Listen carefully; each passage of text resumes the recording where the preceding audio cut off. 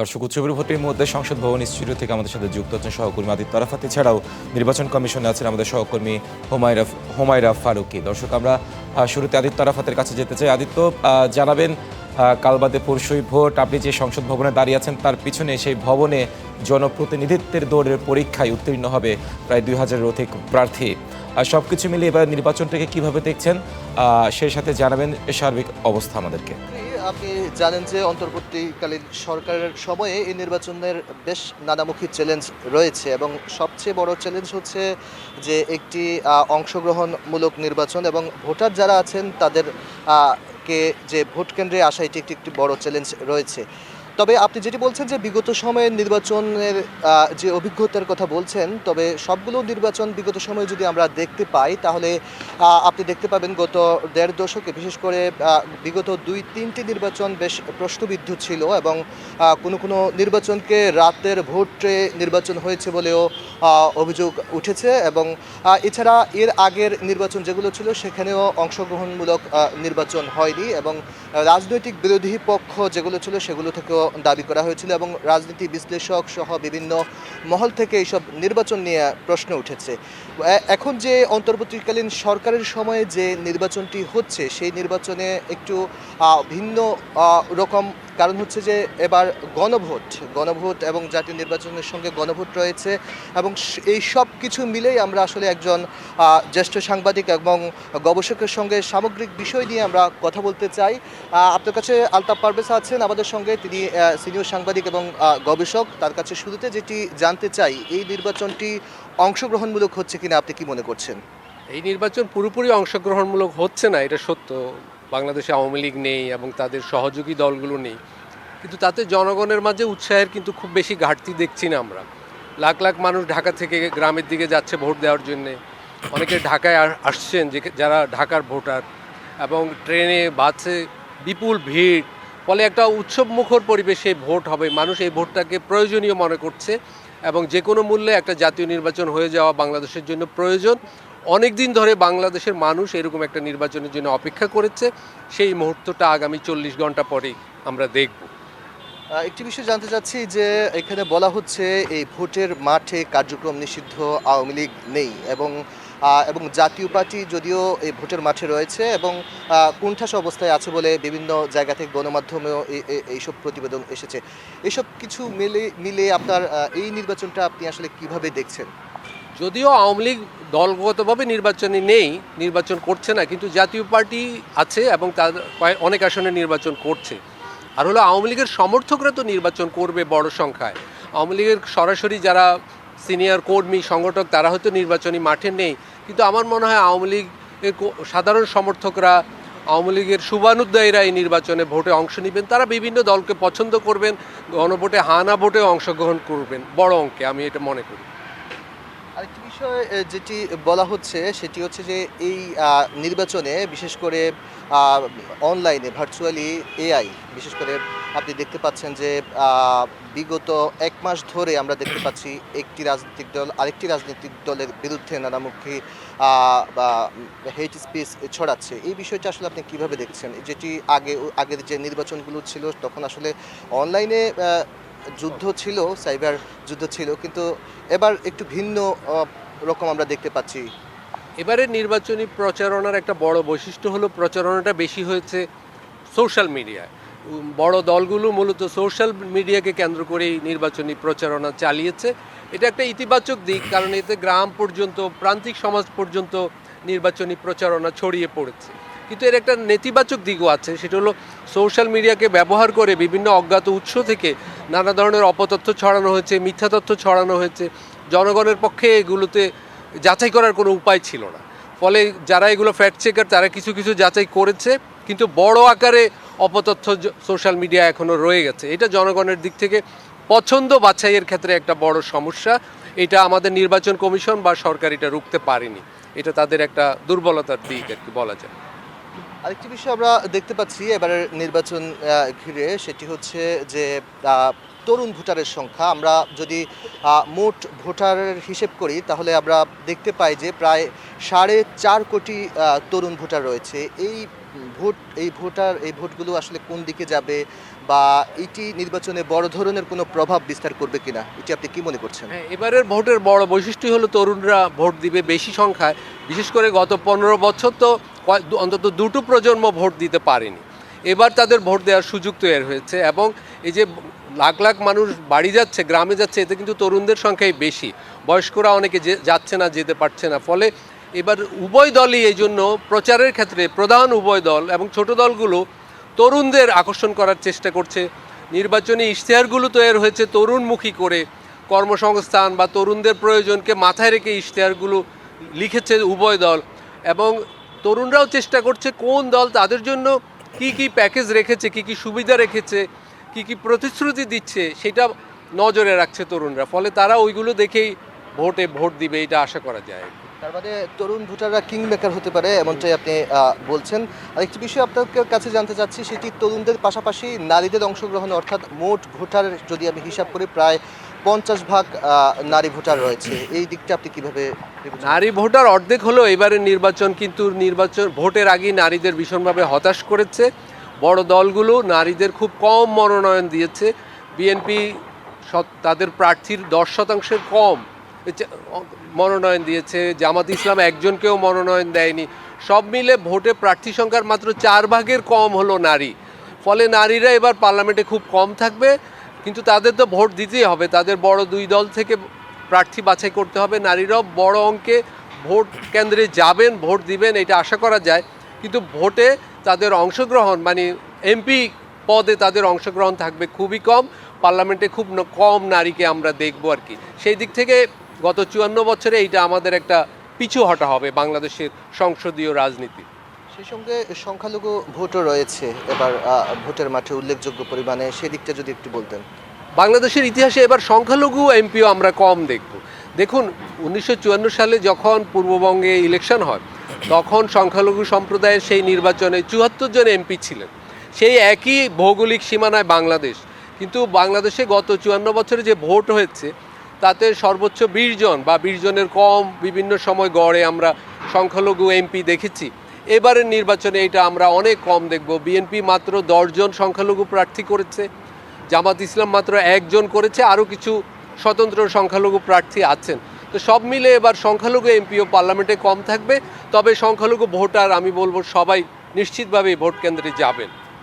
এই নির্বাচনে একটি মানে আমরা যেটি এক মাস আগেও খুব বেশি দেখতে পাইনি, কথার বাকযুদ্ধ দেখতে পাচ্ছি এখন, বিশেষ করে ভোটের মাঠে বিএনপি এবং জামায়াতের শীর্ষ নেতা যারা আছেন তাদের মধ্যে এক ধরনের ভোটের বাকযুদ্ধ দেখতে পাচ্ছি। এটি আসলে কিভাবে মূল্যায়ন করছেন আপনি? এবারের নির্বাচনে মৌলিক বিষয়ে বিতর্ক হয়েছে কম, অর্থনীতি বিষয়ে কম বিতর্ক হয়েছে, শ্রমিক কৃষকের বিষয়ে কম বিতর্ক হয়েছে, কিন্তু বিতর্ক হয়েছে সাংস্কৃতিক বিষয় এবং ব্যক্তি আক্রমণ। জামাতে ইসলামী এবং বিএনপির প্রধান নেতারা পরস্পরকে আক্রমণ করেছেন। 1971 সালে জামাতে ইসলামের ভূমিকা নিয়ে অনেক কথা হয়েছে। আবার বিএনপির প্রধানকে, উনি লন্ডনে ছিলেন, সেই নিয়ে ওনাকে ব্যক্তিগতভাবে আক্রমণ করা হয়েছে। ফলে এবারের নির্বাচনে সাংস্কৃতিক এবং পার্সোনাল বিষয়ে বেশি কথা হয়েছে। অর্থনীতি, কৃষিনীতি, শ্রমনীতি এগুলো নিয়ে বড় কোনো বিতর্ক হয়নি। এবারের নির্বাচনের এটা একটা আমরা বড় বৈশিষ্ট্য দেখেছি। এটা সম্ভবত এবারের নির্বাচনে প্রধান একটা দল আওয়ামী লীগ না থাকার কারণে হতে পারে, কারণ বিএনপি এবং জামাত অতীতে একসাথে ছিল, একজোটে ছিল, এবার যদিও তারা আলাদা হয়ে নির্বাচন করছে। অসংখ্য ধন্যবাদ আপনাকে। এতক্ষণ আমাদের সঙ্গে ছিলেন সিনিয়র সাংবাদিক এবং গবেষক আলতাফ পারভেজ। আমরা কথা বলেছিলাম এই নির্বাচনের নানা চ্যালেঞ্জ এবং সংকট এবং সমাধান থেকে কিভাবে, সমস্যা থেকে কিভাবে এই সংকট উত্তরণ করা যায় সেসব বিষয় নিয়ে আমরা কথা বলেছিলাম। হিমাদ্রি জাতীয় সংসদ ভবনের সামনে থেকে এ ছিল আমার কাছে সবশেষ। আদিত্য আরাফাত, আপনাকে ধন্যবাদ। দর্শক, আমরা জানি যে আপনি এই মুহূর্তে নির্বাচন কমিশন স্টুডিও থেকে আমাদের সাথে যুক্ত হবেন সহকর্মী হুমায়রা ফারুকী। তিনি আছেন সেখানে, আমরা নির্বাচন কমিশনে যুক্ত হতে চাই সরাসরি। হুমায়রা আছেন সেখানে, কেমন দেখছেন শেষ মুহূর্তে? আপনার সামনের পিছনে ডায়াস দেখা যাচ্ছে, হয়তো সেখানে ব্রিফ করা হবে। আজকে কোনো ব্রিফ হয়েছে কিনা, আর শেষ মুহূর্তে সব কিছু মিলিয়ে ইতিমধ্যে ব্যালট বিভিন্ন এলাকায় পৌঁছে গেছে, আর সব মিলিয়ে প্রস্তুতি কেমন দেখছেন? আপনি যেমনটি বলছিলেন যে এখানে কিন্তু নির্বাচন কমিশনে ত্রয়োদশ জাতীয় সংসদ নির্বাচনের তফসিল অনুযায়ী যা আনুষ্ঠানিকতা তা কিন্তু প্রায় শেষের দিকে, এখন আর অল্প সময় হাতে বাকি। এরপরেই কিন্তু ভোট গ্রহণের আনুষ্ঠানিকতা 12 তারিখ। তো এখন আমি যেটি দেখছি যে এখন পর্যন্ত কিন্তু অভিযোগের পালা শেষ হয়নি। যেমন বিএনপি এবং জামাত অনেক গুলো বছর পর নির্বাচনে তারা অংশ নিচ্ছেন এবং তারা এখনও কিন্তু পাল্টাপাল্টি অভিযোগের যে ব্যাপারগুলো সেগুলো কিন্তু এখনও অব্যাহত রেখেছেন। আজকে গতকালও যেমন 11 দলের একটি প্রতিনিধি দল নির্বাচন কমিশনে এসেছিলেন, তারা প্রধান নির্বাচন কমিশনারের সাথে বৈঠক করেছেন এবং তারা আলোচনা করেছেন, তাদের অভিযোগগুলো তুলে ধরেছেন, তাদের বিভিন্ন বিষয়গুলো বলেছেন। এনসিপির প্রতিনিধি দল এসেছে বিভিন্নবার, বহুবার, এবং আজ বিকেল 5টায় কিন্তু বিএনপির স্থায়ী কমিটির সদস্য নজরুল ইসলাম খান সহ একটি প্রতিনিধি দল আসার কথা। তারাও অভিযোগ নিয়ে আসবেন এবং তাদের নির্বাচনকে সামনে রেখে বিভিন্ন তাদের যে আচরণবিধি লঙ্ঘন সহ অন্যান্য প্রার্থীদের বিরুদ্ধে অভিযোগ সহ বিভিন্ন বিষয় নিয়ে কিন্তু তারা সিইসির সাথে আলোচনা করবেন। এবং আজকে আপনি জানেন যে হোটেল ইন্টারকন্টিনেন্টালে ইউরোপীয় ইউনিয়নের একটি পর্যবেক্ষক প্রতিনিধি দল প্রায় 200 বেশি তারা কিন্তু এসেছে এবং তারা আনুষ্ঠানিক ব্রিফিংও করেছে যে নির্বাচন যে পর্যবেক্ষণ করতে তাদের যে আনুষ্ঠানিকতা, তাদের কি কি সাজেশন আছে, তাদের কি কি বিষয়, তারা কি কেমন দেখছেন নির্বাচনী মাঠ, এবং সামনের এই যে 2 দিন তারা মাঠে থাকবেন, তারা পর্যবেক্ষণ করবেন যে নির্বাচন কেমন হচ্ছে, আইনশৃঙ্খলা পরিস্থিতি কেমন, ভোট গ্রহণ কেমন হচ্ছে, প্রার্থীদের আগ্রহ কেমন, ভোটারদের আগ্রহ কেমন, প্রার্থীদের মধ্যে সেই স্টেবিলিটিটা আছে কিনা। আর এবার আরেকটি বিষয় আপনাকে জানিয়ে রাখি, আমি গতকাল একজন নির্বাচন কমিশনার আনোয়ারুল ইসলাম সরকার, ওনার সাথে কথা বলেছিলাম প্রস্তুতির বিষয়ে, যে নির্বাচনকে সামনে রেখে নির্বাচন কমিশন কতটুকু প্রস্তুত, আমি সে প্রশ্ন তাকে করেছিলাম। তিনি আমাকে যেটি জানিয়েছেন যে নির্বাচন কমিশন সম্পূর্ণভাবে যেই আনুষ্ঠানিকতা, তাদের যে আনুষ্ঠানিক যে প্রস্তুতি, তারা কিন্তু সেটি সম্পন্ন করেছেন এবং আরও যা তা কিন্তু চলছে, যেমন সাংবাদিকদের কার্ড দেওয়া, পর্যবেক্ষকদের কার্ড দেওয়া, ফলাফল সংগ্রহের কার্ড আমরা আজকে কালেক্ট করছি এখান থেকে, গাড়ির স্টিকার দেওয়া, এই ব্যাপারগুলো কিন্তু শেষ হয়েছে। আর এবার যে নতুন বিষয়গুলো আছে এখানে সেটি হচ্ছে যে যেমন পোস্টাল ব্যালটে কিন্তু এবার কারাবন্দীরা অন্তর্ভুক্ত হচ্ছেন। এবার সরকারি কর্মকর্তা যারা আছেন তারা কিন্তু পোস্টাল ব্যালটের মাধ্যমে ঢাকার বাইরে যারা আছেন তারাও অংশ নিতে পারছেন, বা ঢাকার বাইরে যাদের কেন্দ্র, যারা ঢাকায় কর্মরত আছেন বিভিন্ন জায়গায়, তারাও কিন্তু পোস্টাল ব্যালটের মাধ্যমে ভোটদান করতে পারবেন। আর আরেকটি বিষয় যেটি, প্রবাসীরাও কিন্তু এবার পোস্টাল ব্যালটের মাধ্যমে ভোট দিতে পারছেন। ভোটের দিন অর্থাৎ 12 তারিখ বিকেল 4:30টার পর থেকে প্রবাসীদের যে পোস্টাল ব্যালটগুলো সেগুলো কাউন্ট করা শুরু হবে। আর আজ যদি বলি যে কিছুক্ষণ আগে বিকেল 3টা থেকে ইউরোপীয় ইউনিয়নের একটি প্রতিনিধি দল সিইসির সাথে বৈঠক করেছেন, সেখানে সিনিয়র সচিব আক্তার আহমেদও ছিলেন। তারা তাদের পর্যবেক্ষণ সংক্রান্ত যেই আলোচনাগুলো, কি দেখছেন, কি নিয়ে কথা হচ্ছে, তাদের কোনো সাজেশন আছে কিনা, তাদের কোনো নতুন কোনো প্রত্যাশা আছে কিনা, তাদের কতজন থাকবেন, তাদের বিষয়গুলো, তো সেই বিষয়গুলো নিয়ে তারা কিন্তু সিইসির সাথে আলোচনা করেছেন। আর এখন পর্যন্ত এই যে অভিযোগের যেই পালাগুলো সেগুলো কিন্তু চলছে। নিশ্চয়ই হুমায়রা, আপনাকে ধন্যবাদ। আপনি পোস্টাল ব্যালটের কথা বলছিলেন, আমরা যেটুকু জানি কারাগারে থাকা অবস্থায় প্রায় 5067 জন কারাবন্দী এবার প্রথমবারের মতো পোস্টাল ব্যালটে ভোট দিয়েছেন তারা, সেগুলো নিশ্চয়ই 12 তারিখ কাউন্ট হবে। দর্শক, আমরা শুনছিলাম নির্বাচন কমিশন থেকে আমাদের সহকর্মী হুমায়রা ফারুকী, তিনি আমাদেরকে সেখান থেকে জানাচ্ছিলেন। এই মুহূর্তে আমাদের সাথে যে কথা বলছিলাম যে বিভিন্ন বিভাগীয় যে স্টুডিওগুলো আছে সেখান থেকে আমাদের সাথে অতিথিরা যুক্ত হবেন। চট্টগ্রামে আছেন সাবেক অতিরিক্ত সচিব নওয়াব আসলাম হাবিব, রংপুর আছেন সুশাসনের জন্য নাগরিকের সভাপতি ফখরুল আনাম বেঞ্জু, ময়মনসিংহের জাতীয় কবি নজরুল ইসলাম বিশ্ববিদ্যালয় থেকে ইংরেজি ভাষা সাহিত্য বিভাগের সহযোগী অধ্যাপক উম্মে ফারহানা মৌ, এই 3 জন আমাদের সাথে যুক্ত হবেন। আমরা শুরুতেই চট্টগ্রামে যেতে চাই, সেখানে নওয়াব আসলাম হাবিব, তার সাথে আমরা একটু যুক্ত হব। তিনি আমাদের সাথে যুক্ত আছেন। নওয়াব আসলাম হাবিব, আপনাকে স্বাগত উৎসবের ভোটে।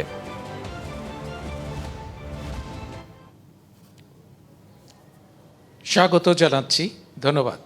হ্যাঁ, প্রথমে আপনার কাছে যে বিষয়টি জানতে চাই, আপনি সরকারের উচ্চ পর্যায়ের থেকে কাজ করার সুযোগ হচ্ছে, পলিসি মেকিং যেখানে হয় সেখান থেকে কাজ করার সুযোগ পেয়েছেন।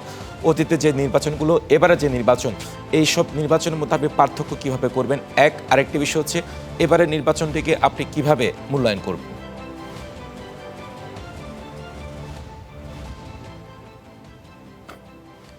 অ্যাকচুয়ালি এবারেই প্রথম আমি নির্বাচনী দায়িত্ব থেকে নেই। আমি অবসরে গিয়েছি 2024 সালে, এবং 2024 সালের একটি ডামি নির্বাচন আমরা দেখেছি, যেটি প্রতিনিধিত্বমূলক নির্বাচন ছিল না। 2018 সালের নির্বাচনের সময় আমি মাঠ পর্যায়ে কর্মরত ছিলাম, সেখানেও আমরা একটি নৈশ ভোটের একটি নাটক দেখেছিলাম। কিন্তু 2001-2009 সালের নির্বাচন তুলনামূলকভাবে অনেক স্বচ্ছ এবং প্রতিদ্বন্দ্বিতাপূর্ণ এবং উৎসবমুখর পরিবেশে আমরা ভোট গ্রহণ দেখেছি এবং আয়োজন সম্পন্ন করেছিলাম। এই অবস্থায়, বর্তমান অবস্থায় আমি নির্বাচনের সাথে নেই, কিন্তু ইতিমধ্যেই আমি বিভিন্ন জেলায় ভ্রমণ করেছি, ডিসি, এসপি, ডিআইজি সহ অন্যান্য যারা ভোট গ্রহণ কর্মকর্তা আছেন তাদের সাথে কথা বলেছি এবং আমি আশাবাদী যে একটি ভালো নির্বাচন এই ইন্টারিম গভর্নমেন্ট আমাদেরকে উপহার দেবেন। পর্যন্ত আমরা সকাল থেকে বিভিন্ন অতিথিদের সাথে কথা বলেছি, বিভিন্ন বিভাগীয় শহরে আমাদের প্রতিনিধিরা আছে, তাদের সাথে কথা বলার চেষ্টা করেছি। একটা সংখ্যা তারা সবসময় প্রকাশ করে থাকে যে যেহেতু প্রচারণার সময় খুব একটা সংখ্যাতে বা সংখ্যা হয়নি, সবচেয়ে আসার কথা সেটি, কিন্তু কেমন নির্বাচন হবে, কেমন প্রস্তুতি, এ বিষয়ে একটা সংখ্যা থেকে যায়। কি মনে হচ্ছে আপনার কাছে? আপনি তো দীর্ঘদিনের একটা অভিজ্ঞতার আলোকে যদি নিরাপত্তার বিষয়টি বিশ্লেষণ করেন।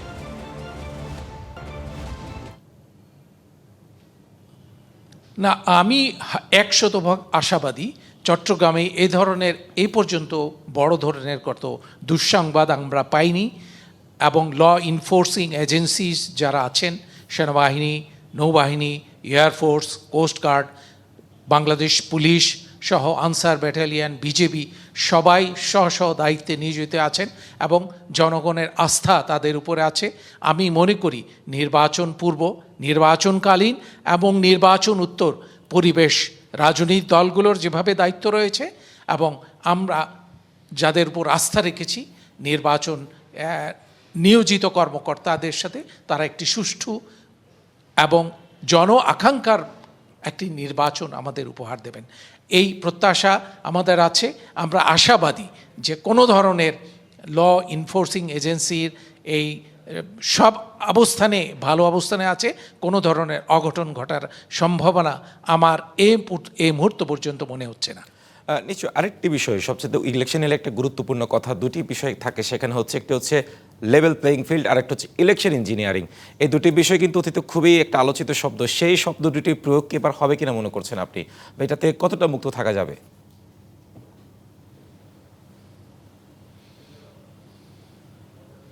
দেখুন, 2018, 2024 এবং 2014 সালের নির্বাচন আমরা দেখেছি, নির্বাচনের নামে একটি তামাশা হয়েছিল।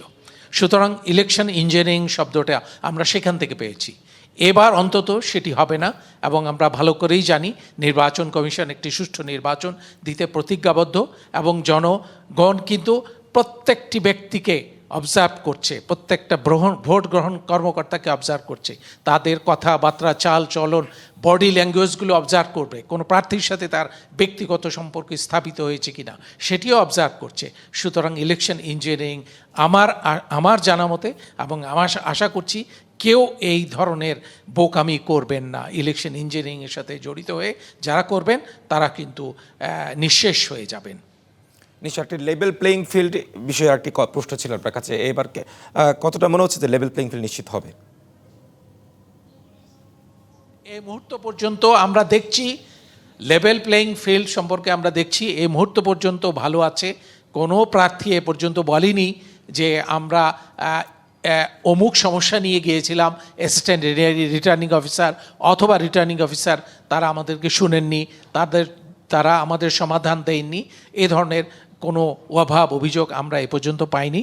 এ পর্যন্ত লেভেল প্লেইং ফিল্ড সঠিক আছে বলে আমি মনে করি। আমরা সে প্রত্যাশা করি 12 তারিখ পর্যন্ত সেটি যেন বজায় থাকে। আপনি থাকুন আমাদের সাথে। রংপুর থেকে আমাদের সাথে যুক্ত হচ্ছেন সুশাসনের জন্য নাগরিকের সভাপতি ফখরুল আলম বেঞ্জু। আপনার কাছে যে প্রশ্নটি রাখতে চাই, আপনারা সুশাসন নিয়ে কথা বলেন, সুশাসন নিয়ে কাজ করেন, কিন্তু দেশের সবচেয়ে বড় সংকট কিন্তু এই সুশাসন। কি মনে হচ্ছে আগামী নির্বাচনের মাধ্যমে এই সুশাসন কতটা নিশ্চিত হবে?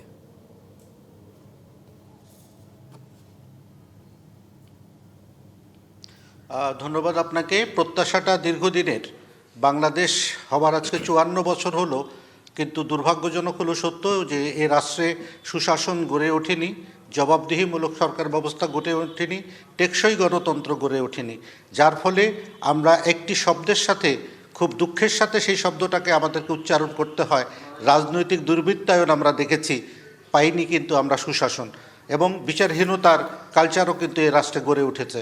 সুতরাং সব কিছু মিলিয়ে সুশাসন নিয়ে সুজন যেভাবে কাজ করে আসছে দীর্ঘদিন থেকে, জবাবদিহিমূলক সরকার ব্যবস্থার কথা বলছে, এবং তৃণমূল থেকে বিশেষ করে স্থানীয় সরকার মন্ত্রণালয়ের যতগুলো দপ্তর অধিদপ্তর আছে সকল জায়গায় কিন্তু সুশাসনের কথা আমরা বারবার বলে আসছি।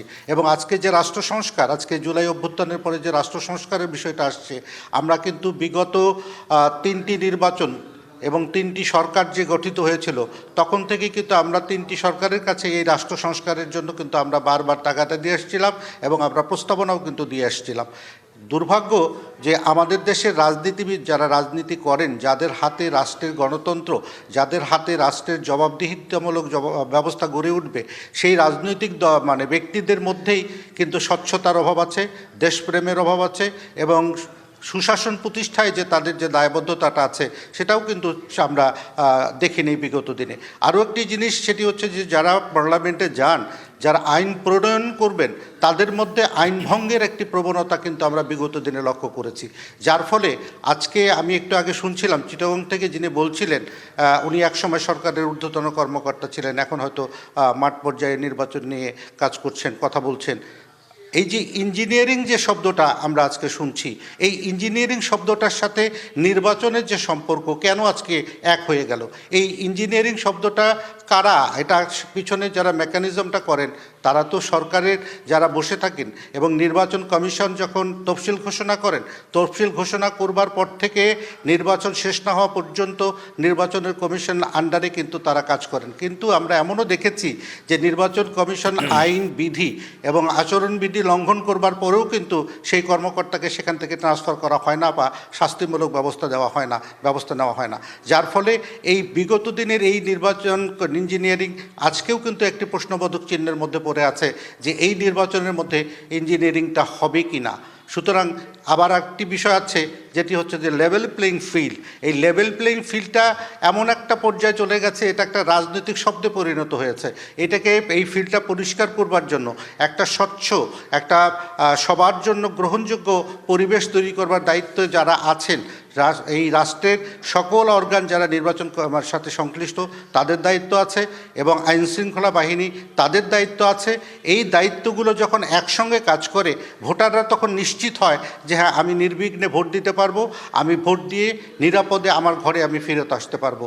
এই পরিবেশটা যদি আমরা যতক্ষণ পর্যন্ত আমরা দিতে পারছি না, আগামীকালের দিনটা আমাদের হাতে আছে, পরশু দিন 12 তারিখ সকালবেলা থেকে আমরা নির্বাচনমুখী হব।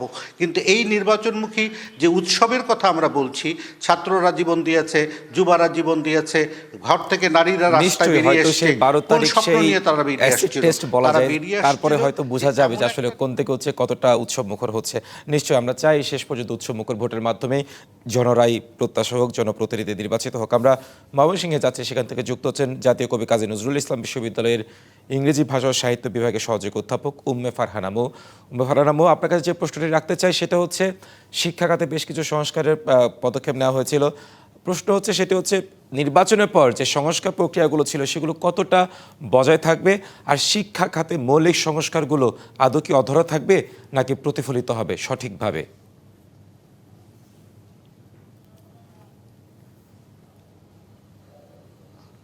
ধন্যবাদ।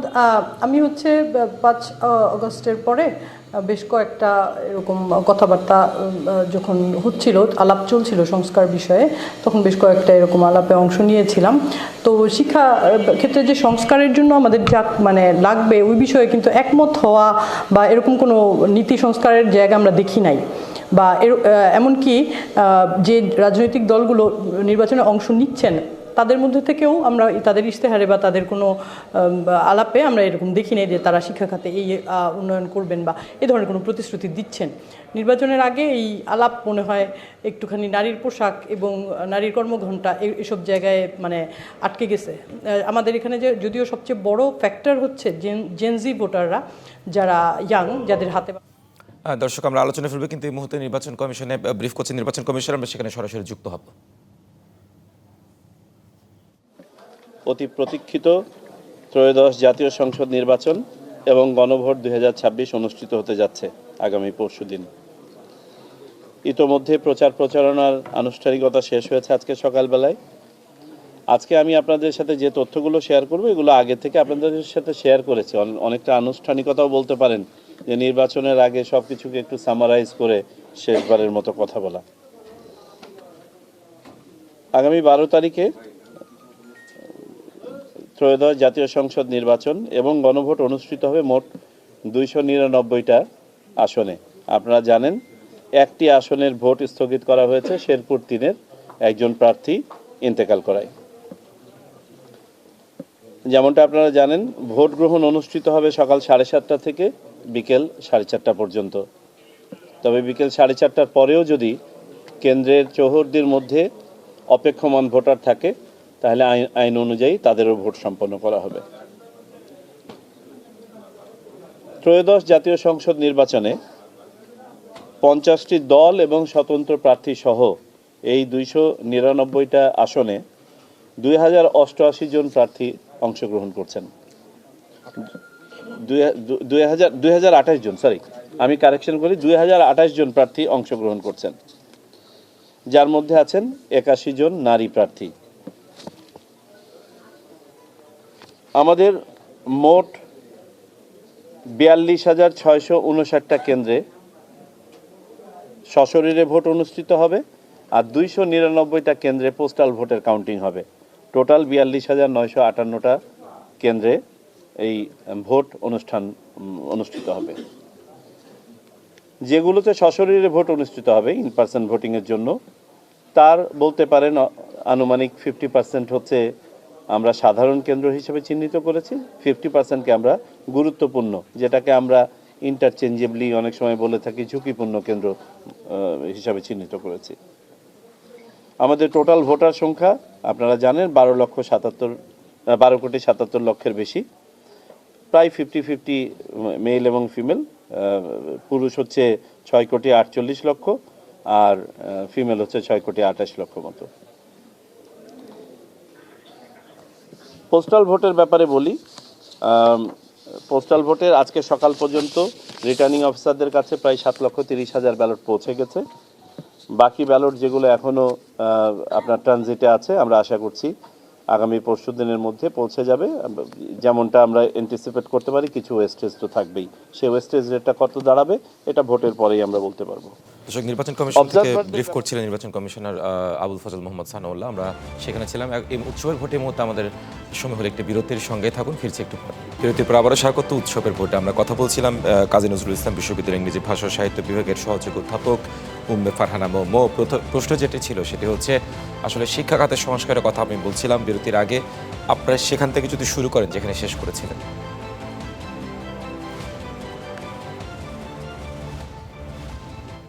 আমি যেটা বলছিলাম সেটা হচ্ছে যে 18 মাস অনেক সময়, কিন্তু এর মধ্যে আমরা শিক্ষা খাতে সংস্কারের কোনো তেমন প্ল্যান দেখতে পাই নাই, ইন্টারিমের পক্ষ থেকে দেখতে পাই নাই, এবং কোনো রাজনৈতিক দলের পক্ষ থেকেও আমরা শিক্ষা খাতে কী ধরনের সংস্কার আনা হবে বা তরুণদের জন্য কি করা হবে এমন কোনো মানে সলিড কোনো প্ল্যান বা সলিড কোনো আশা দেওয়া প্রতিশ্রুতি এই ধরনের কিছু দেখতে পাই নাই। মনে হচ্ছে যে যে দলগুলোর নির্বাচন করছেন তারা হচ্ছে ভুলে গেছেন যে আমাদের এত কোটি কোটি তরুণ ভোটাররা আছেন, তারা দেশের ভবিষ্যৎ, এবং তাদের ব্যাপারে যে তাদের খুব ভালো মতো চিন্তা করা উচিত এবং তাদের ভোট নেওয়ার জন্য তাদের যে প্রতিশ্রুতি দেওয়া উচিত বা তাদের সামনে যে আশাগুলো দেখানো উচিত এগুলো নিয়েও তাদেরকে আমি মানে খুব বেশি সচেতন দেখি নাই। আরেকটি বিষয় সেটি হচ্ছে রাজনৈতিক দল যারা ইস্তেহার দিয়েছে তারা তো তাদের প্রতিশ্রুতিগুলো দিয়েছে, সেই প্রতিশ্রুতি অনুযায়ী দেশের শিক্ষা খাতে আসলে কতটা পরিবর্তন আসবে বলে মনে করছেন একজন শিক্ষাবিদ হিসেবে?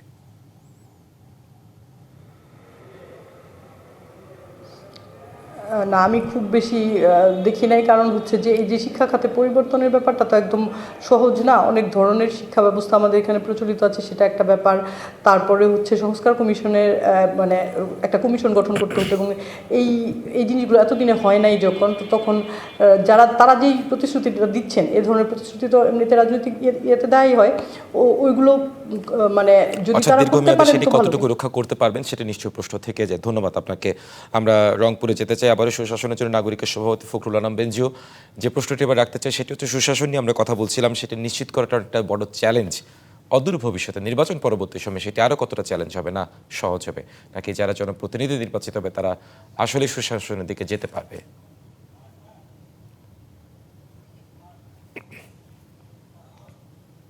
না, এটা সামনে আরও বড় একটা চ্যালেঞ্জ চলে এসছে, কারণ আমাদের বিগত দিনের অভিজ্ঞতা যেহেতু ভালো না, আমরা তো পিছন থেকে শিখি, সামনে সুন্দর ভবিষ্যৎ আমরা তৈরি করবার জন্য বা বিনির্মাণ করবার জন্য আমরা এগোই।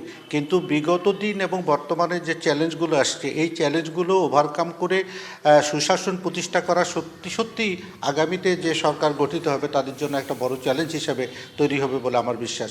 কারণটি হচ্ছে যে এই প্রজাতন্ত্রের কর্মকর্তাদের মধ্যে এমন একটি বিষয় ঢুকে গেছে বিগত দিনে আচরণ থেকে, সেই আচরণ পরিবর্তন করে তারা যে প্রজাতন্ত্রের কর্মচারী, এই বিষয়টা কিন্তু আসলে তারা ভুলে গেছেন। আমি জানি না আমার কথাটাকে যারা শুনছেন প্রজাতন্ত্রের কর্মচারী তারা কিভাবে নেবেন। সংবিধানে যেহেতু বলা আছে যে প্রজাতন্ত্রের কর্মচারী হিসেবে আমরা সেবক হিসেবে কাজ করিব, এবং জনগণ যেহেতু 7 অনুচ্ছেদে প্রজাতন্ত্রের মালিক, এই মালিক এবং হলো যারা কর্মচারী তাদের মধ্যে কিন্তু একটা যোজন যোজন তফাৎ তৈরি হয়ে বসে আছে। এই জায়গাগুলোকে একটা জায়গায় নিয়ে এসে সকলে মিলে আমরা একসঙ্গে একটি দেশ তৈরি করব, একটি সুন্দর সমাজ বিনির্মাণ করব, আগামী প্রজন্মের হাতে আমরা একটা সুন্দর গণতান্ত্রিক রাষ্ট্র ব্যবস্থা তুলে দেব। এবং অফিসে আদালতে এখন পর্যন্ত এই যে আজকে 19 মাস চলে গেল অন্তর্বর্তীকালীন সরকারের, তাতে কি ঘুষ বাণিজ্য কমেছে? সেবা কি বেড়েছে? মানুষ কি হয়রানি থেকে মুক্ত হয়েছে? তাহলে আমরা কি পেলাম? কেন এই এত রক্তের বিনিময়ে যে বাংলাদেশের স্বপ্ন আমরা দেখছি, আমরা শিখছি কি? আমরা একে অপরকে দোষ দিচ্ছি, একে অপরের আমরা বিষোদ্গার গাইছি, কিন্তু নিজেকে সংশোধন হয়েছে। নিজেকে সংশোধনটাই সবচেয়ে বড় বিষয়। আমরা যেতে চাই নওয়াব আসলাম হাবিব, চট্টগ্রাম থেকে আপনার কাছে যে সবশেষ প্রশ্ন রাখতে চাই সেটা হচ্ছে, কথার কাজের সাথে সবসময় জনপ্রতিনিধিদের একটা বিস্তর ফারাক থাকে, কেন সেটি সামনে নির্বাচনের মাধ্যমে সেটি ফারাকটা কমবে কিনা সংক্ষেপে?